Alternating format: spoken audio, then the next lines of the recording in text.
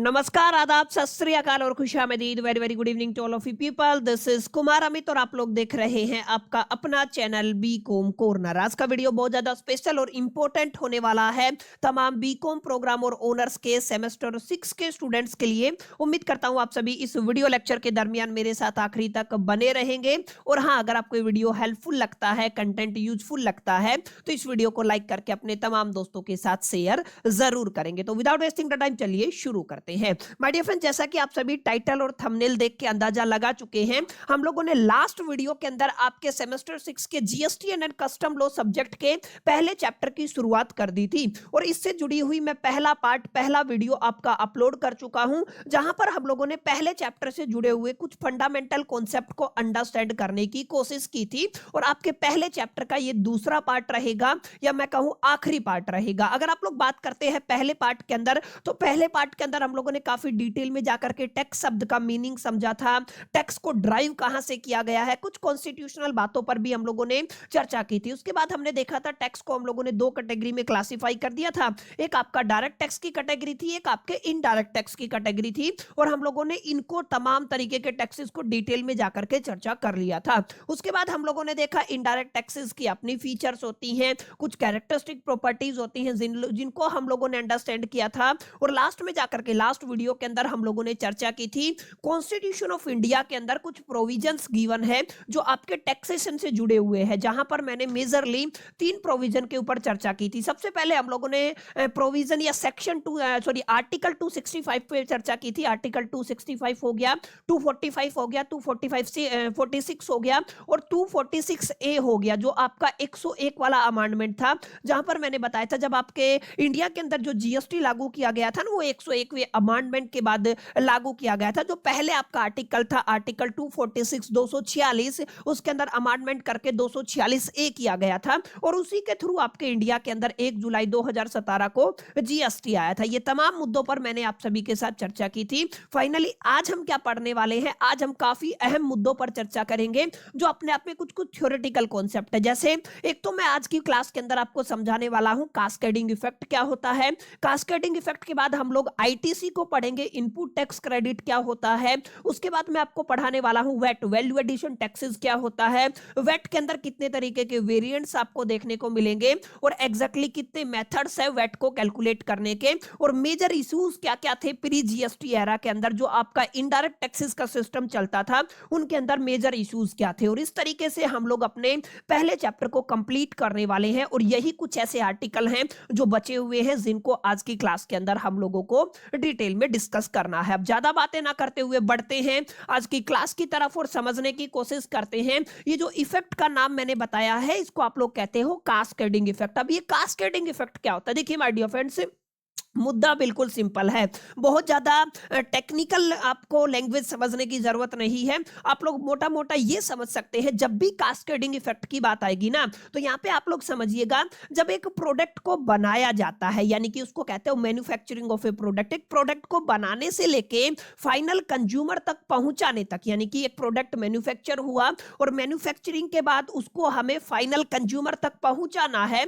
तो वो product multiple stages से गुजरता है। जैसे होलसेलर हो गया, रिटेलर हो गया, और हर एक स्टेजेस जो है, हर स्टेज है, जैसे होलसेलर एक स्टेज है, रिटेलर एक स्टेज है, मैन्युफैक्चरिंग एक स्टेज है, फाइनल कंज्यूमर एक स्टेज है। तो ये कुछ ऐसी स्टेजेस है जहां पर हर एक व्यक्ति अपना इंडिविजुअल वैल्यू ऐड करता है। और वैल्यू ऐड करने के बाद आप सभी क्या देखते हैं कि वहां पे हमें टैक्स देखने को मिलता है। और जब आप लोग यहाँ पे देखेंगे टैक्स के ऊपर टैक्स लागू हो जाता है ना, तो उस पर्टिकुलर कॉन्सेप्ट को हम लोग क्या कहते हैं, कास्केडिंग इफेक्ट कहते हैं। यानी कि आप लोग ये कह सकते हैं सर कास्केडिंग इफेक्ट का अपना मतलब क्या होता है, टैक्स के ऊपर टैक्स लगना। क्लियर है, यानी कि एक प्रोडक्ट था जो मैन्युफैक्चर किया गया। जैसे अगर आप लोग एक सिंपल एग्जांपल लेते हैं, लेट अस से मेरे पास एक प्रोडक्ट है जिसका नाम क्या है, आपका XYZ है। क्लियर है, अब इसको मैंने मैन्युफैक्चर कर लिया, ठीक है। जो भी आपका मैन्युफैक्चरर है उसने इस प्रोडक्ट को मैन्युफैक्चर किया, और जब एक बार प्रोडक्ट मैन्युफैक्चर हो जाता है तो ये आपका फिर होलसेलर के पास जाता है। याद रखिएगा, ये किसके पास जाता है, होलसेलर के पास जाता है।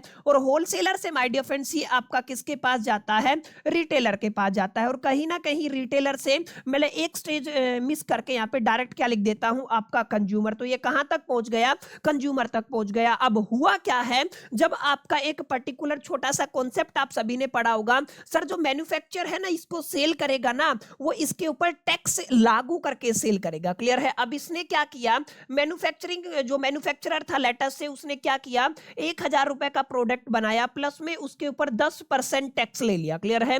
आप लोग क्या कहेंगे, सर 10% टैक्स हो गया है, 1,000 रुपए का 10% टैक्स कितना हुआ है आपका, 100 रुपए हो जाएगा। यानी कि 1,100 1,100 रुपए में मैन्युफैक्चरर ने आपका होलसेलर को ये प्रोडक्ट डिलीवर कर दिया। समझ में आया। यानी कि होलसेलर ने क्या किया, टैक्स पे करके इस प्रोडक्ट को खरीदा। और अगर आप लोग देखेंगे तो होलसेलर के पास आपका ये प्रोडक्ट कितने रुपए में पहुंचा है, 1,100 रुपए में पहुंचा है। और 1,100 रुपए की इस स्टेज पे आके होलसेलर अपना कुछ वैल्यू ऐड करेगा। लेटर से होलसेलर ने इसको 1,500 रुपए में सेल किया है, प्लस में इसने 10% आपका टैक्स ले लिया है। अगर अब ये 10% टैक्स लेगा तो ध्यान रखना इसका कितना बनेगा, 10% टैक्स 150 रुपया बनेगा, और 1,500 इसका वैल्यू था, तो टोटल वैल्यू कितना हो जाएगा, 1,650 हो जाएगा। इसका मतलब क्या है, ये जो आपका 10% टैक्स लगा ना, ये ऑलरेडी जो 10% आप लोग टैक्स पे करके आए हो उसके ऊपर लगा। और इसी तरीके से जब ये रिटेलर के पास जाएगा और इसी तरीके से जब ये कंज्यूमर के पास जाएगा तो टैक्स के ऊपर टैक्स लगता चला जाएगा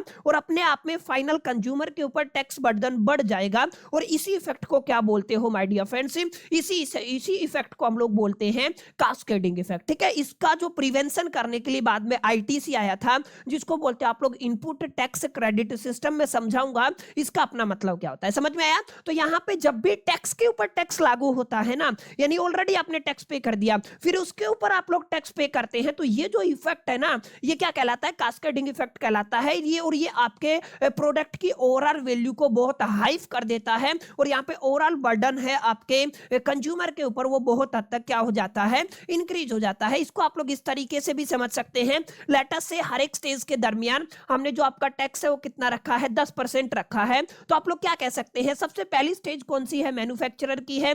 मैन्युफैक्चरर ने आपका एक प्रोडक्ट 1,000 रुपए में रेडी किया और टैक्स कितना लग गया, 100 रुपए लग गया। अभी समझाया था ना। तो सेलिंग प्राइस कितना हो गया आपका, 1,100 रुपए हो गया, और हमने टैक्स कितना पे किया, पूरा 10%, 100 रुपया टैक्स पे किया है। समझ में आया।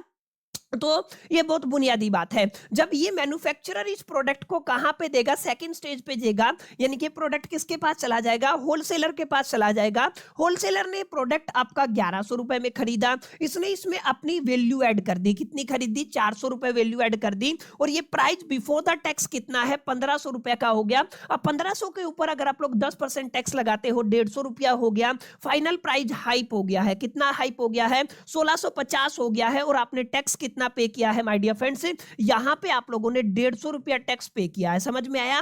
बहुत बेसिक बात है। अगर आप लोग ध्यान से देखेंगे, असल में जो कॉस्ट ऑफ प्रोडक्शन था वो कितना था, 1,000 रुपए था, और सेकंड स्टेज पे जाते जाते आप लोगों ने देखा ये कितना हो गया, 1,650 हो गया। ऐसे ही अगर आप लोग देखेंगे, होलसेलर से जब ये प्रोडक्ट रिटेलर के पास जाएगा, अभी मैं कंज्यूमर की बात नहीं कर रहा हूं, मान लीजिए रिटेलर है, रिटेलर के पास 1,650 रुपए में आया, इसने 350 रुपया इसके अंदर वैल्यू ऐड करके 2,000 रुपए का प्रोडक्ट का सेलिंग प्राइस रखा। अब इसके ऊपर अगर आप लोग 10% टैक्स लगाते हो तो 200 रुपया बनेगा, यानी कि फाइनल जो प्रोडक्ट है वो कितने का हो गया, सेलिंग प्राइस 2,200 रुपए का हो गया। और अगर आप लोग देखेंगे तो यहाँ पे टैक्स कितना पे किया गया है, 200 रुपए टैक्स पे किया गया है। अगर आप लोग ओवरऑल टैक्स की बात करते हैं तो यहाँ पे देखिए, यहाँ पे कितना टैक्स पे किया गया आपका, अगर आप लोग देखेंगे ना, यहाँ पे आपका अगर आप लोग देखेंगे 150 रुपया टैक्स पे किया गया है, यहाँ पे आपका 100 रुपया टैक्स पे किया गया है। तो अगर आप लोग टोटल ऐड करते हैं, 100 हो गया, प्लस में 150 हो गया, और प्लस में वहां पे लास्ट स्टेज में जाके आपने कितना पे किया, 200 पे किया। तो आपका ये कितना बन जाएगा, 250 प्लस में 200,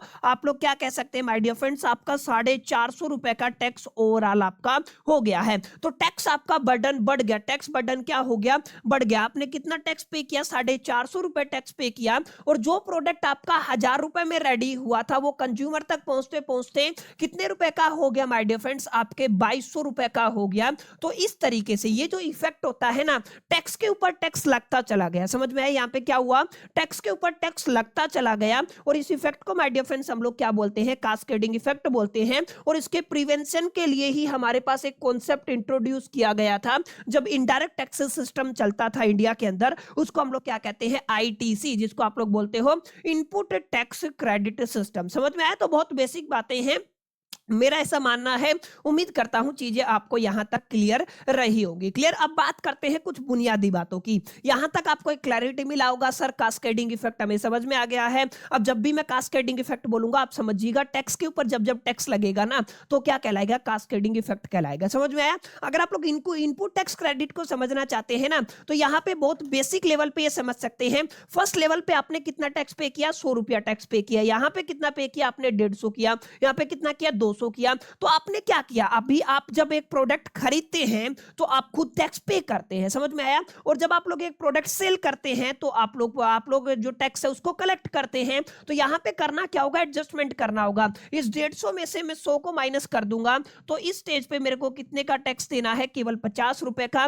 200 में से 150 रुपए अगर मैं माइनस कर दूंगा तो इस स्टेज पे मेरे को कितना देना पड़ेगा, 50 रुपए टैक्स देना पड़ेगा। और 100 रुपया मैंने यहाँ पे दे दिया था, 100 प्लस 50 टैक्स कितना हो गया, 200 रुपया हो गया। तो इस तरीके से हमने टैक्स के ऊपर टैक्स लगने से बचा लिया। यही कॉन्सेप्ट क्या होता है, ITC, input tax credit system होता है। अभी डिटेल में मैं आप सभी के साथ चर्चा करने वाला हूं। क्लियर है। अभी मैं आपको एक छोटी सी चीज और बता देता हूं माय डियर फ्रेंड्स, काफी बच्चे कंफ्यूज होंगे। अभी तक हम लोगों ने काफी चीजों को डिस्कस किया है आपके पहले चैप्टर के हिसाब से। काफी बुक्स के अंदर, काफी किताबों के अंदर ये वाला चैप्टर इंट्रोडक्शन चैप्टर के नाम से डाला गया है। काफी किताबों के अंदर माय डियर फ्रेंड्स इस चैप्टर को प्री जीएसटी एरा के नाम से डाला गया है। काफी किताबों में ये वाला सेम चैप्टर आपको इनडायरेक्ट टैक्सेस इन इंडिया के नाम से मिलेगा, और काफी किताबों में कॉम्बिनेशन मिलेगा, माने इनडायरेक्ट टैक्सेस इन इंडिया और साथ में आपको क्या मिलेगा, प्री जीएसटी एरा, यानी कि जीएसटी आने से पहले का जो समय था, दौर था, टाइम था, वो क्या कहलाता है, प्री जीएसटी एरा कहलाता है। क्लियर। यहां तक उम्मीद करता हूं माय डियर फ्रेंड्स आप सभी को चीजें समझ में आई होंगी। अब हम बढ़ते हैं अपने अगले कॉन्सेप्ट की तरफ, दैट इज द आईटीसी। और मैंने बता दिया आईटीसी का मतलब क्या होता है बच्चों, आईटीसी का मतलब होता है इनपुट टैक्स क्रेडिट सिस्टम। अब इनपुट टैक्स क्रेडिट सिस्टम की कॉम्प्लिकेटेड डेफिनेशन अगर आप लोग समझेंगे ना, तो आप लोग क्या कह सकते हैं, सर देखिए input tax credit system refer करता है क्रेडिट ऑफ, ध्यान रखिएगा, credit of GST, goods and services की हम लोग बात करेंगे, paid on the purchase of a goods और a service which is allowed to be set off against the GST payable on the outward supplies। अब यहां पे आप लोगों को काफी कंफ्यूजन होगा कि सर क्या बोल दिया, कुछ समझ में ही नहीं आया। तो अब आपको क्या करना है, इस लैंग्वेज को छोड़ भी देना है।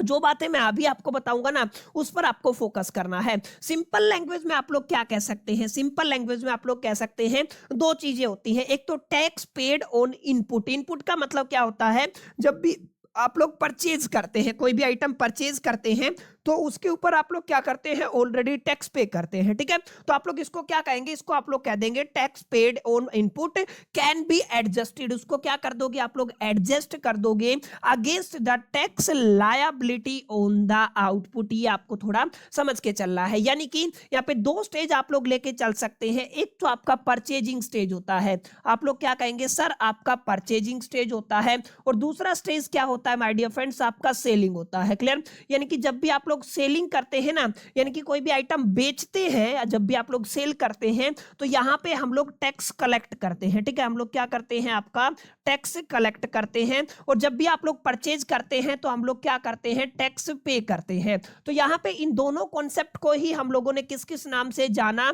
यहां पे जो आप लोगों ने टैक्स पे किया है ना, इसको यहां पे हम लोग क्या बोल रहे हैं, tax paid on the input. ये आपको थोड़ा याद रखना है। जब भी मैं आपसे कहूंगा tax paid on the input, तो आप लोग क्या कहेंगे, आप लोग समझ जाएंगे हमने कोई आइटम खरीदा और उसके ऊपर जो हमने टैक्स पे किया है। और जो आप लोग टैक्स कलेक्ट करते हैं उसको क्या कहते हो, ये आपके लिए लायबिलिटी होता है। तो आप लोग क्या कहेंगे, सर ये आपका टैक्स लायबिलिटी है, किसके ऊपर है, आउटपुट के ऊपर है। तो आप लोग क्या कहेंगे, tax liability on the output. अब आपने जो यहां पे टैक्स पे कर दिया ना, इसको आउटपुट के साथ एडजस्ट करना है। क्या करना है, एडजस्ट करना है। जैसे अगर आपको पिछला केस याद हो तो सबसे पहले आपने कितना टैक्स पे किया था, 100 रुपया टैक्स पे किया था, यहाँ पे आप लोगों ने 150 रुपया टैक्स पे किया था, और यहाँ पे आप लोगों ने 200 रुपया टैक्स पे किया था। अब समझना क्या है, समझना ये है, आईटीसी ये कहता है जो ये 100 रुपया आपने ये सामान खरीदते वक्त टैक्स पे किया था ना, यहाँ पे इसको एडजस्ट कर दिया जाएगा। यानी अगर आप लोग 150 में से 100 घटाएंगे तो यहाँ पे केवल कितना टैक्स आपको पे करना है, 50 रुपया टैक्स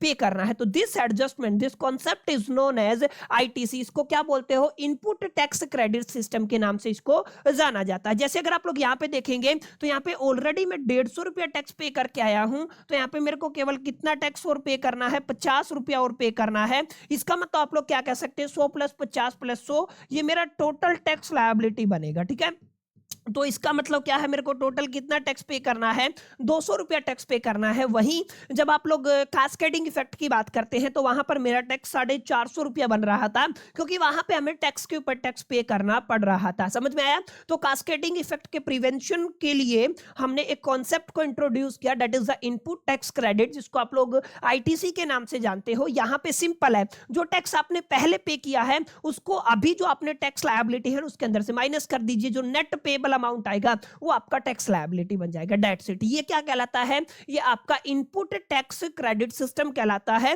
कई बार एग्जामिनर पूछ लेता है आपके एग्जामिनेशन के प्रोस्पेक्टिव से कि सर आपको बताना है क्या क्या कंडीशन है जिन कंडीशन में कोई भी आईटीसी क्लेम कर सकता है, इनपुट टैक्स क्रेडिट क्लेम कर सकता है। तो जो भी माय डियर फ्रेंड्स आपका क्लेमेंट होता है, यानी कि क्लेम करने वाला व्यक्ति होता है, उसको खुद को रजिस्टर कराना पड़ेगा अंडर द जीएसटी। अभी जीएसटी की बातें नहीं आई है, दैट्स व्हाई इसको आप लोग छोड़ दीजिए। जीएसटी का जिक्र हम लोग अपने सेकंड चैप्टर के अंदर करेंगे। फिर भी आपको एक बार गो थ्रो कर लेना है, 5-4 ये कंडीशन है, पढ़ लीजिएगा, बेसिक कंडीशन है। बाकी जब हम जीएसटी का जिक्र करेंगे, जीएसटी को शुरू करेंगे, उस समय में भी हम लोग चीजों को डिटेल में जाकर के पढ़ने वाले हैं। बहरहाल अब यहाँ पे देखिए, अब बात करते हैं आपके एक बहुत इंपॉर्टेंट टैक्स, जिसको आप लोग किस नाम से जानते हो, वैल्यू एडिड टैक्स के नाम से जानते हो। ये अपने आप में इनडायरेक्ट टैक्स है, ठीक है ना। ये क्या है, आपका अपने आप में एक इनडायरेक्ट टैक्स होता है। वैल्यू एडिड टैक्स का मतलब क्या होता है, ये आपको थोड़ा ध्यान में रखना है। मैंने पहले भी अभी क्लियर किया था, सर जब भी वैल्यू एडिशन की बात आएगी ना, तो आपको एक शब्द रखना है, ठीक है। आप लोग क्या कहेंगे, आप लोग किसी भी प्रोडक्ट के प्रोडक्शन की बात करने वाले हैं। क्लियर? किसकी बात करेंगे आप लोग, किसी भी प्रोडक्ट के प्रोडक्शन की बात करेंगे। और प्रोडक्शन के बाद आता है आपका डिस्ट्रीब्यूशन प्रोसेस। आप सभी जानते हैं क्या आता है, आपका डिस्ट्रीब्यूशन प्रोसेस आता है। याद रखिएगा, काफी इंपॉर्टेंट बातें मैं आपको समझा रहा हूं, ठीक है। कोई भी प्रोडक्ट है, उसका प्रोडक्शन हो गया है, प्रोडक्शन के बाद क्या आता है, आपका डिस्ट्रीब्यूशन प्रोसेस आता है, ठीक है। यानी कि इसको आप लोग क्या कह सकते हैं, ये जो प्रोसेस है ना, यहाँ पे मल्टीपल स्टेजेस होती हैं। क्या होती है माय डियर फ्रेंड्स, यहाँ पे आपकी मल्टीपल स्टेजेस होती है, जहां पर आपके प्रोडक्ट के अंदर वैल्यू ऐड की जाती है। तो यहाँ पे आपकी मल्टीपल की जगह मैं कह देता हूं, आपके पास डिफरेंट स्टेजेस होती हैं, ठीक है। तो आप लोग क्या कहेंगे, आप लोग कहेंगे यहाँ पे आपके पास डिफरेंट स्टेजेस होती है, और हर एक स्टेजेस पे आपका एक वैल्यू ऐड होता है आपके प्राइस के अंदर, ठीक है। तो यहाँ पे वैल्यू एडिशन जब भी होगा ना, तो यहाँ पे आपको एक टैक्स पे करना पड़ेगा, जिसको आप लोग क्या कहेंगे, वैल्यू एडिड टैक्स, ठीक है। वैट के नाम से आप लोग इसको जानते हैं। और अपने आप में ये कैसा टैक्स था, ये आपका इनडायरेक्ट टैक्स था। मैंने बताया था इसके बर्डन को शिफ्ट किया जा सकता है, दैट्स व्हाई आप लोग क्या कह सकते हैं, ये कैसा टैक्स है, इनडायरेक्ट टैक्स। इन शॉर्ट में आप लोग ये कह सकते हैं, आपके प्रोडक्ट बनाने से लेकर के और कंज्यूमर तक पहुंचने में आपके मल्टीपल स्टेजेस से उसको गुजरना पड़ता है। और हर एक स्टेज के ऊपर जो होलसेलर है, रिटेलर है, जो भी लोग बैठे हुए हैं, वो तमाम लोग वहां पे वैल्यू ऐड करते हैं। और जब जब वैल्यू ऐड होगा ना, वहां पे उनको एक टैक्स देना होगा। उसी टैक्स को आप लोग क्या कहते थे, वैल्यू एडिशन टैक्स के नाम से जानते थे। ये पहले होता था, अब नहीं होता है, क्योंकि वन नेशन वन टैक्स के नारे के साथ हिंदुस्तान के अंदर, मैंने आपको बताया 1 जुलाई 2017 को, याद रखिएगा किसकी बात कर रहे हैं, 1 जुलाई 2017 को एक टैक्स आपके हिंदुस्तान के अंदर लागू किया गया, जिसको आप लोग क्या कहते हैं, GST, goods and services tax के नाम से इसको जानते हैं। और जो आपके कॉन्स्टिट्यूशन के आर्टिकल 246 के अंदर अमेंडमेंट हुआ, 101वां अमेंडमेंट हुआ, और जिसके बाद ये जीएसटी आया। याद रखिएगा आर्टिकल कौन सा है, 246, और अमेंडमेंट होने के बाद ये क्या बन गया, 246A बन गया। क्लियर? तो बहुत बुनियादी तौर पे आपको मैंने मोटा-मोटा समझाया कि वैल्यू एडिशन टैक्सेस का क्या मीनिंग होता है। अब यहाँ पे समझिएगा, सबसे पहले तो वैल्यू एडिशन टैक्सेस अपने आप में क्या होता है, इनडायरेक्ट टैक्स होता है। इनडायरेक्ट टैक्स जिसका बर्डन आप लोग शिफ्ट कर सकते हैं, समझ में आया ना, जिसका बर्डन शिफ्ट किया जा सकता है वो इनडायरेक्ट टैक्स होता है। यहाँ पे इसको लेव्ड किया जाता है ऑन द वैल्यू एडेड, किसके ऊपर, जब भी कोई वैल्यू एड होगी ना उसके ऊपर टैक्स को आपको लेव करना पड़ेगा एट द ईच स्टेजेस। ध्यान रखिएगा, हर एक स्टेजेस, किस स्टेज की बात हो रही है, of the production and the distribution process. ध्यान रखिएगा, हम प्रोडक्शन की भी बात कर रहे हैं, हम लोग डिस्ट्रीब्यूशन प्रोसेस की भी बात कर रहे हैं। फ्रॉम द मैन्युफैक्चरर, किसकी बात हो रही है, मैन्युफैक्चरर से लेके फाइनल सेल, फाइनल सेल का मतलब कंज्यूमर तक, ठीक है ना। यहां पे जब जब वैल्यू ऐड होगी ना वहां पे टैक्स लगता था, उस टैक्स को क्या बोलते थे आप लोग, वेट बोलते थे, माने वैल्यू एडेड टैक्स के नाम से इसको जाना जाता था, ठीक है।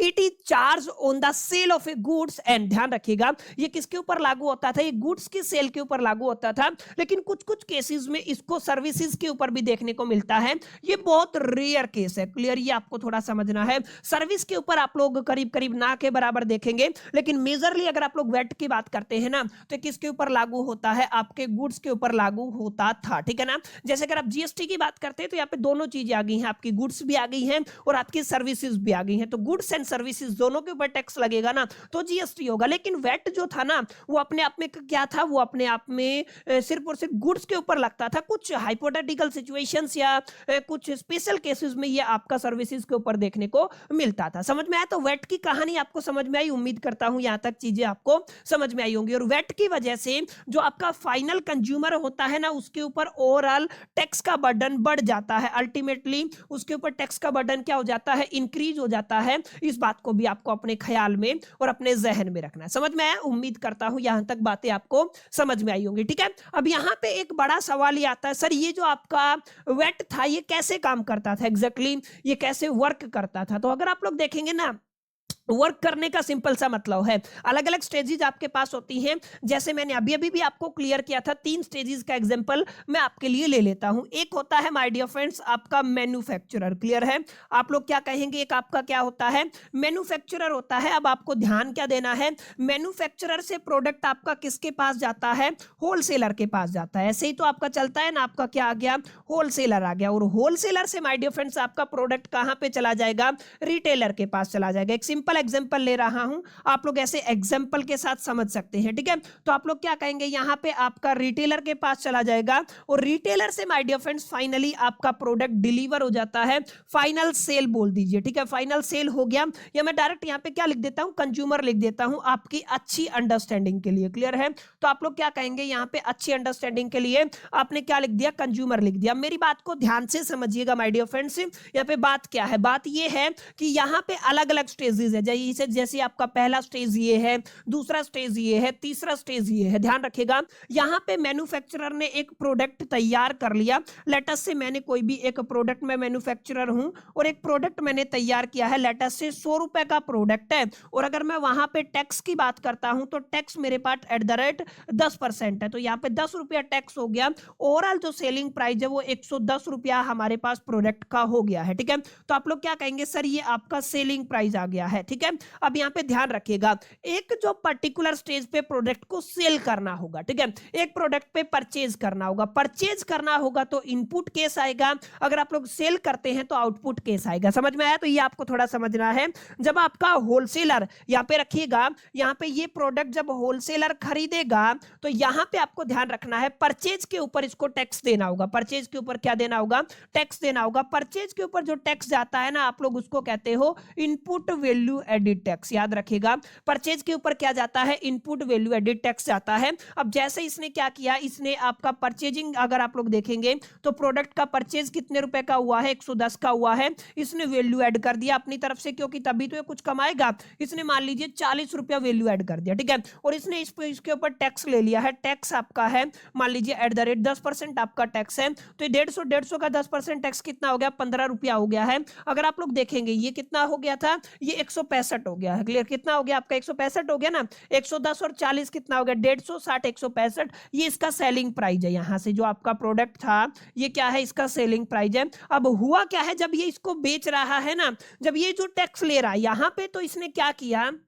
इसने बेसिकली यहाँ पे 10 रुपया टैक्स पे किया। क्लियर है, यहाँ पे 10 रुपया टैक्स पे किया, जिसको आप लोगों ने इनपुट वेट के नाम से जाना। वैल्यू एडिशन के बाद ये जो टैक्स होता है ना, ये होता है आपका आउटपुट वेट। क्लियर है, आप लोग क्या कहेंगे, इसको आउटपुट वेट कहेंगे। माने जब भी आप लोग कोई आइटम सेल करेंगे तो वो आपका आउटपुट वेट होता था, और जब भी आप लोग कोई आइटम परचेज करते थे तो वो आपका इनपुट वेट होता था। और यही इसी कॉन्सेप्ट में काम होता था। जैसे यहाँ पे वैल्यू एड हुआ तो यहाँ पे आपने वेट पे कर दिया, ठीक है, कितना वेट पे किया, 15 रुपया वेट पे किया, यहाँ पे कितना था, 10 रुपया था। ऐसे ही जब ये जो प्रोडक्ट है आपका, ये आपका यहां से और इस स्टेज पे जाएगा, ऐसे ही ये जो प्रोडक्ट है यहां से और इस स्टेज पे जाएगा, ठीक है। तो यहाँ पे जब जब वैल्यू ऐड होगा ना माय डियर फ्रेंड्स, याद रखिएगा, जब भी आपका क्या होगा, वैल्यू ऐड होगा, तो आपको याद रखना है तब तब आपको वैल्यू एडिड टैक्स पे करना होता था, ठीक है। ये इनपुट और आउटपुट के ऊपर काम करता था, ध्यान रखिएगा। जैसे यहाँ पे क्या होता था, VAT paid on the purchase, purchase के ऊपर जो आपने वेट पे किया उसको क्या बोला, इनपुट वेट बोला।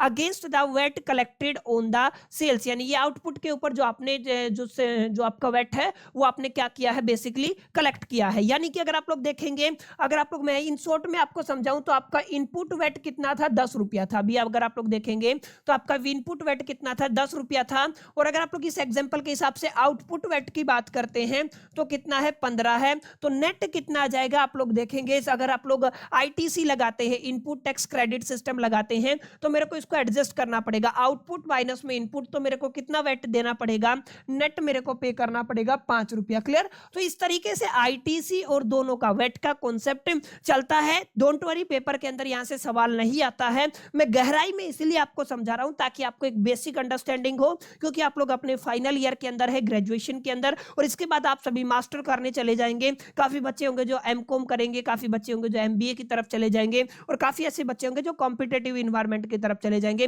तो मैं चाहता हूं कि आपको बहुत डिटेल में जाकर के चीजों को एक अंडरस्टैंडिंग हो, उनको लेकर के गहराई हो, ताकि आप लोग चीजों को बेटर वे में समझ सके। समझ में आया? तो उम्मीद करता हूं इतनी क्लैरिटी आपको मिली होगी। जैसे ही एग्जांपल मैंने दिया है ना, सेम एग्जांपल आपको यहाँ पे देखने को मिलेगा, और इस तरीके से आप कैलकुलेट कर सकते हैं। अब यहाँ पे कुछ बातें हैं, अगर आप लोग देखेंगे तो वेट से रिलेटेड, यानी कि वैल्यू एडिशन टैक्सेस से रिलेटेड कुछ इंपॉर्टेंट बातें हैं, ठीक है। यहाँ पे आपका ये इनडायरेक्ट टैक्स होता है, वैल्यू एडिशन के ऊपर ही ये टैक्स लगेगा। Credit of input VAT allowed, यानी कि आपका जो आईटीसी इनपुट टैक्स क्रेडिट वाला कॉन्सेप्ट है यहाँ पे लागू होता था। ये प्रिवेंट करता था किससे, cascading effect of the tax. मैंने बताया था टैक्स के ऊपर टैक्स लगने से ये हमें बचाता था। और इसको मल्टीपल स्टेजेस के ऊपर कलेक्ट किया जाता है, देखा ना, होलसेलर, रिटेलर और फाइनल कंज्यूमर, तो अलग अलग स्टेजेस के ऊपर इसको क्या किया जाता है, कलेक्ट किया जाता है। 3-4 एडवांटेजेस अपनी तरफ से भी लिख सकते हो। ट्रांसपेरेंट टैक्स सिस्टम के लिए जरूरी था, रिड्यूस करने के लिए tax evasion, this is going to be very very important term, इसके बारे में जरूर पढ़िएगा।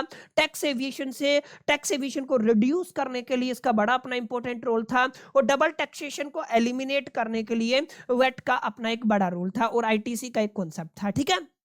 बेसिक बातें हैं, यहां पर केवल इंट्रोडक्शन है, आपको पता होना चाहिए यार ये वेट क्या था, इनडायरेक्ट टैक्सेस के केस में क्यों लागू होता था, किस तरीके से, यहां पे बेसिक अंडरस्टैंडिंग है। सवाल किस तरीके के पूछे जाएंगे हम लोग इस पर भी चर्चा करेंगे, लेकिन ये जो पहला चैप्टर इंट्रोडक्शन चैप्टर है, थ्योरेटिकल है, ज्यादा प्रैक्टिकल नहीं है। धीरे धीरे जैसे दूसरे चैप्टर तीसरे चैप्टर की तरफ मूव करेंगे ना, वैसे वैसे थ्योरी घटती चली जाएगी, प्रैक्टिकल एस्पेक्ट बढ़ता चला जाएगा। और प्रैक्टिकल तब तक नहीं होगा जब तक आपकी थ्योरी के ऊपर, कॉन्सेप्ट के ऊपर फाउंडेशन नहीं बनी होगी। इस बात को आपको अपने ख्याल में और जहन में रखना है। और जितने भी बच्चे पीपीटी के लिए बोल रहे थे प्रेजेंटेशन के, माय डियर फ्रेंड्स, इस पर्टिकुलर सेशन का पीडीएफ कंबाइन सेशन 1 और सेशन 2 दोनों को कलेक्ट करके मैं टीम को बोलूंगा आज अपलोड हो जाएगा। जब आप ये वीडियो देख रहे होंगे तो हमारे फ्री टेलीग्राम चैनल के ऊपर आपको ये वाला सेशन फ्री ऑफ कॉस्ट मिल जाएगा, तो आपको स्क्रीनशॉट लेने की भी जरूरत नहीं है। चलिए, उम्मीद करता हूं यहां तक बातें आपको समझ में आई होंगी। यहां पे आप समझिएगा कितने तरीके के वेरिएंट होते हैं, अलग अलग बेसिस के हिसाब से अलग अलग वेट होते थे, यानी वैल्यू एडिशन टैक्सेस होते थे। तो आपको याद रखना है, सिर्फ इतना पढ़ना है कितने तरीके के वेट होते थे। तो आप लोग कह सकते हैं सर पहले 3 तरीके के वेट हमारे पास होते थे।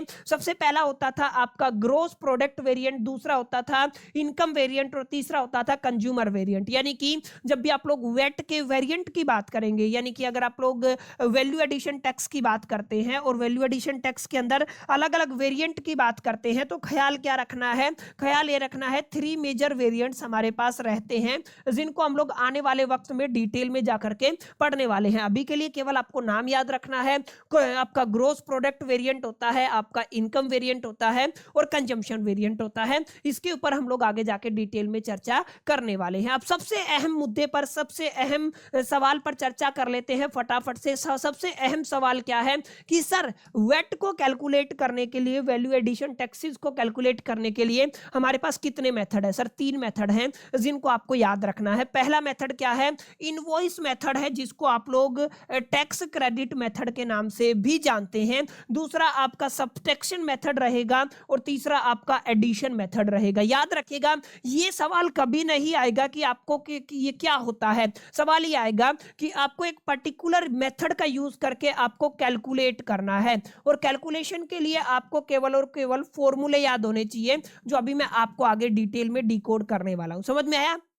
तो जब भी वेट की बात करोगे, वैल्यू एडिशन टैक्सेस की बात करोगे और उनके कैलकुलेशन का जिक्र होगा ना, तो 3 तरीके से आप लोग कर सकते हो मेथड्स के ऊपर। पहला इनवॉइस मेथड है, जिसको आप लोग टैक्स क्रेडिट मेथड के नाम से भी जानते हो। दूसरा आपका सब्ट्रैक्शन मेथड है, जो तीसरा क्या है? एडिशन मेथड है। अब इन तीनों के अपने फॉर्मूले होते हैं जो हम लोग फटाफट से जान लेते हैं। सबसे पहले हम लोग बात करते हैं आपके इनवॉइस मेथड की या टैक्स क्रेडिट मेथड की। इसमें एक बेसिक फॉर्मूला आपको लगाना है my dear friends. Basic formula क्या है? ध्यान दीजिएगा। अगर आपको वेट की वैल्यू निकालनी है ना, तो सिंपल है, आउटपुट वेट माइनस में इनपुट वेट, जो हम लोगों ने बेसिक किया था। इसकी इसीलिए इसको आप लोग इनवॉइस मेथड, या आप लोग दूसरा नाम क्या है? टैक्स क्रेडिट मेथड के नाम से इसको जानते हो। आईटीसी वाला कॉन्सेप्ट। लेट अस से आपका आउटपुट वेट कितना है? 20,000 है। इनपुट कितना है? 15,000 है। दोनों को घटा देंगे तो कितना आ जाएगा? 5,000। 5,000 मेरे को टोटल वेट पे करना है, तो ये वेट कैसा आ गया? पेबल आ गया। क्लियर है? तो जब भी आपसे बोले क्वेश्चन में, क्या बोलेगा क्वेश्चन में कि सर आपको बताना है एग्जैक्टली वेट निकालना है using the tax credit method, या आप लोग क्या कहेंगे? Invoice method. तो हम लोग क्या कहेंगे? सर आउटपुट वेट माइनस में इनपुट वेट, डायरेक्ट हमें वेट पेबल की अमाउंट मिल जाएगी। वहीं अगर आप लोग सेकंड मेथड की बात करते हो, सब्ट्रैक्शन के अंदर थोड़ा सा कॉम्प्लिकेटेड हो जाता है। देखिए क्या करना होता है। सबसे पहले आपको वेट रेट लेना है। लेट अस से मैंने 10% वेट रेट, एक एग्जांपल ले लेता हूं। वेट रेट कितना है आपका? लेट अस से मेरे पास वेट रेट है बराबर 10%। ठीक है, तो आपको याद रखना है। और आगे क्या है? मैं सेल्स की बात कर लेता हूं। ठीक है, आप लोग क्या कहेंगे? सर आपकी सेल्स कितने की हुई है? लेट अस से 1,000 रुपए का सेल हुआ है और मैंने उसको परचेज कितने पे किया था? ये आपको थोड़ा याद रखना है। मैंने परचेज उसको 800 रुपए पे किया था। और अगर मेरे से पूछा जाता है कि सर आपको क्या करना है, आपको सब्ट्रैक्शन मेथड लगाना है, तो सर मैं वेट निकालने के लिए क्या करूंगा? मैं करूंगा जो आपका टैक्स रेट है, ठीक है ना, या जो वेट का टैक्स रेट है कितना है आपका? 10% है। ठीक है, आपको याद रखना है 10% है। क्लियर है? जो टैक्स रेट है, क्लियर है, कितना है? 10% है। इसको मैं मल्टीप्लाई कर दूंगा सेल्स माइनस में परचेज से। ठीक है ना, सेल कितने में हुआ है? 1,000 रुपए में हुआ है, माइनस में परचेज कितने का है? 800 रुपए का। क्लियर? ये आपको थोड़ा ध्यान में रखना है। अगर आप लोग यहाँ पे देखेंगे 10 मल्टीप्लाई 10 अपॉन में 100, अगर आप लोग यहाँ पे मल्टीप्लाई करेंगे तो कितना आ जाएगा? 200। 2 जीरो से 2 जीरो कैंसिल, 10 की 2 से मल्टीप्लाई करेंगे तो 20 रुपए मेरे को क्या करना है? यहाँ पे टैक्स को पे करना है। समझ में आया? तो इसको बोलते हैं आप लोग सब्ट्रैक्शन मेथड। ठीक है, यहाँ पे क्या करना होगा? सेल्स के अंदर से परचेज को माइनस करके ना, जो वेट का रेट गिवन है उससे मल्टीप्लाई कर देना है। ये किसकी बात कर रहा हूं? मैं सब्ट्रैक्शन मेथड की बात कर रहा हूं। कभी सवाल नहीं आएगा, लेकिन अंडरस्टैंडिंग के बिहाफ पे जब आगे आगे हम लोग प्रैक्टिकल एस्पेक्ट को डील करेंगे तो यहां से कॉन्सेप्ट की एक मालूमात आपको होनी चाहिए, जिसका इस्तेमाल हम लोग करेंगे। केवल ये फॉर्मूला आपको काम आएगा। ठीक है, केवल ये वाला फॉर्मूला आपको काम आएगा। इसलिए आप लोग इन तमाम फॉर्मूले इसको नोट करके ना मेमोराइज कर लीजिएगा, अपने जहन में रख लीजिएगा, ताकि जब भी हम लोग इस कॉन्सेप्ट का जिक्र करें आपको चीजें समझ में आ जाए। तीसरा और आखिरी जो टॉपिक है that is the addition method. Addition method के अंदर क्या होगा? आपको जितने भी वेजेस है, जितना भी रेंट है, जितना भी इंटरेस्ट है, जितना भी प्रॉफिट है, सबको ऐड करके वेट रेट से मल्टीप्लाई कर देना है। देखिए यहाँ पे साफ साफ फॉर्मूला लिखा हुआ है। क्या लिखा हुआ है? फटाफट से पढ़िए। यहाँ पे साफ साफ यही लिखा हुआ है, जब भी आपको वेट निकालना होगा ना, तो सर आपको क्या करना पड़ेगा? आपको वेट रेट लेके चलना है, वेजेस, रेंट, इंटरेस्ट और प्रॉफिट को क्या कर देना है? ऐड कर देना है। और इसको सोल्व करेंगे तो आपको क्या मिल जाएगा? एडिशन मेथड से पेबल वेट की वैल्यू मिल जाएगी, यानी कि आपको क्या मिल जाएगा?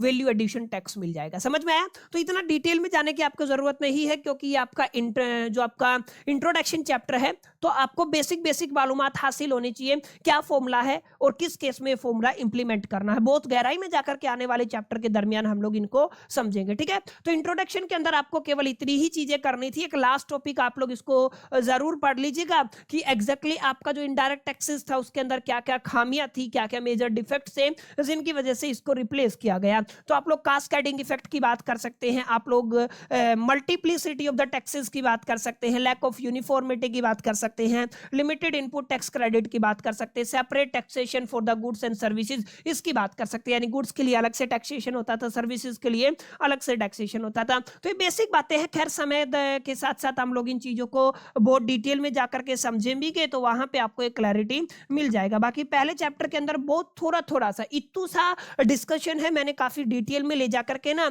सारी चीजों में प्रेजेंटेशन में डाल दी ताकि आप लोग एक बार गो थ्रो करेंगे तो आने वाले वक्त में जब हम लोग लेक्चर को थोड़ा एडवांस लेवल पे डील करेंगे ना तो आपको कंफर्टेबल रहेगा, चीजें आपको लगेंगी कि यार कुछ पढ़ा हुआ है, समझ में आया। तो my dear friends, it's all about the chapter 1 GST and custom law. उम्मीद करता हूं चीजें पसंद आई होंगी, चीजें समझ में आई होंगी, सेशन अच्छा लगा होगा। सेशन अच्छा लगा तो इस वीडियो को लाइक जरूर कर दीजिएगा, दोस्तों के साथ शेयर करना मत भूलिएगा। पहली दफे चैनल पे आए हैं तो सब्सक्राइब करके बेल आइकन को जरूर प्रेस कर दीजिएगा। इस वीडियो में इतना ही, मिलते हैं सेकंड चैप्टर के अंदर। जब तक के लिए मैं तो so all the best, till the keep learning.